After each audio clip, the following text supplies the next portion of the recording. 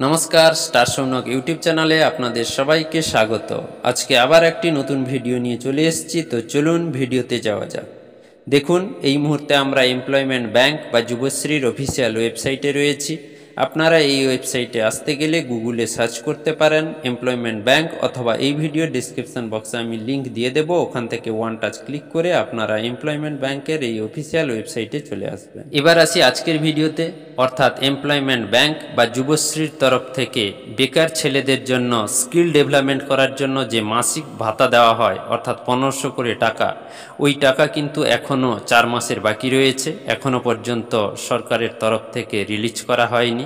কিন্তু আমরা দেখছি যে লক্ষ্মী ভাণ্ডার অথবা বিধবা ভাতা, বার্ধক্য ভাতা, কৃষক বন্ধু, সরকারের তরফ থেকে কিন্তু এইসব ভাতাগুলো সঠিক সময়ে দিয়ে দেওয়া হচ্ছে। এমনকি লক্ষ্মী ভাণ্ডার 2 থেকে 4 তারিখের মধ্যে এবং বার্ধক্য ভাতাও 10 তারিখের মধ্যে এগুলো কিন্তু কন্টিনিউ দিয়ে দেওয়া হচ্ছে। কিন্তু বেকার ছেলেদের জন্য, যাদেরকে গভর্নমেন্ট তৈরি করেছিল উৎসাহ ভাতা হিসেবে, বেকার ছেলেদের স্কিল ডেভেলপমেন্ট করে যাতে কাজে জয়েন করতে পারে, তার জন্য এই প্রকল্প চালু হয়েছিল। কিন্তু এই প্রকল্পের টাকা বর্তমান সঠিক সময়ে দেওয়া হচ্ছে না।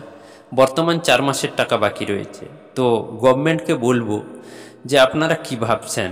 ধরুন, একটা ছেলে যখন কোনো কোর্স করছে, সে 4 মাসের টাকা কিভাবে দেবে? যদি সে এই যুবশ্রীর ভাতার উপরে নির্ভর করে যদি সে পড়াশোনা করে থাকে, তাহলে সেই টাকা কিভাবে দেবে? তো অন্যান্য প্রকল্পের টাকা সঠিক সময়ে পেমেন্ট করে দেওয়া হচ্ছে, কিন্তু এই বেকার ছেলেদের জন্য যে প্রকল্পটি রয়েছে, সেই প্রকল্পের টাকাই কিন্তু আটকে যাচ্ছে।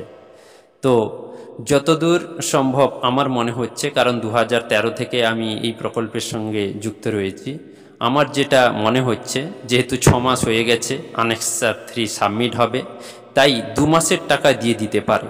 2 মাসের টাকা দিয়ে 2 মাসের টাকা আটকে রাখবে, আনেক্সার 3 সাবমিট হওয়ার পর বাকি টাকাটা দেবে।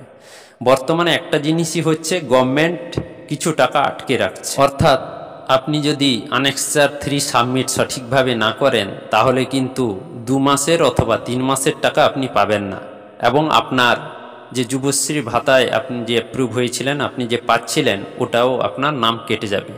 তো সরকারের এটাই প্রফিট বা বেনিফিট, আপনাকে 2 মাসের টাকা দিতে হলো না, আপনার নামটি যদি কেটে যায়। এইভাবে গত কয়েক বছর ধরে গভর্নমেন্টের তরফ থেকে টাকা রিলিজ নিয়ে দেখা যাচ্ছে। কিছু টাকা আটকে রাখার পর আনেক্সার 3 সাবমিট করার কথা বলা হচ্ছে, এবং তারপরে আনেক্সার 3 সাবমিট হলে টাকা রিলিজ করা হচ্ছে। অর্থাৎ কিছু টাকা গভর্নমেন্ট আটকে রাখছে, তবে টাকা পাওয়া যাবে। এইভাবে আপনাদেরকে আনেক্সার 3 সঠিকভাবে সাবমিট করে যেতে হবে, এবং টাকা আপনারা পাবেন। নমস্কার।